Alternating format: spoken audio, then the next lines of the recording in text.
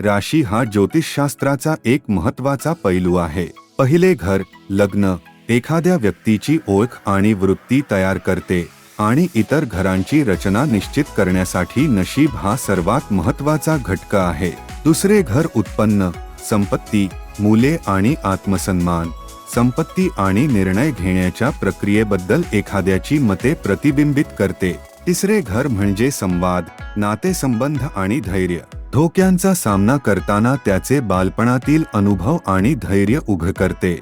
चौथे घर घरगुती जीवन, कौटुंबिक गतिशीलता आणि भावनिक पाया, एखाद्याचे घरगुती जीवन कौटुंबिक गतिशीलता आणि भावनिक पाया प्रतिबिंबित करते.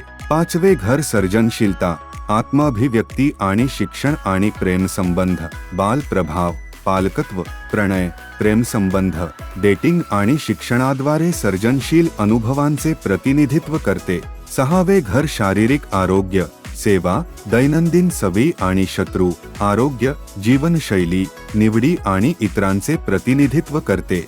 सातवे घर नातेसंबंध, भागीदारी आणि जीवन साथीदार नियंत्रित करते, जे संवाद आणि विश्लेषणात्मक विचारांवर प्रभाव टाकते. आठवे घर मृत्यू, बदल, सामायिक संसाधने आणि जवळीक यासारख्या सखोल, परिवर्तनशील अनुभवांचे प्रतिनिधित्व करते. नववे घर ज्ञान, शोध आणि वैयक्तिक वाढ नियंत्रित करते.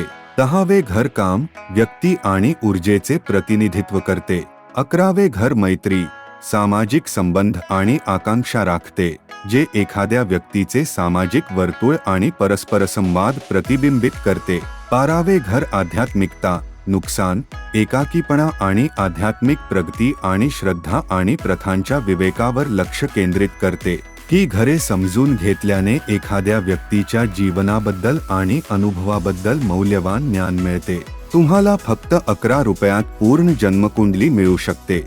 हे व्यक्तींना त्यांच्या ज्योतिषशास्त्रीय तपशिलांचे तपशीलवार विश्लेषण प्रदान करते. त्यासाठी कोणतेही प्रवेश शुल्क आकारले जात नाही.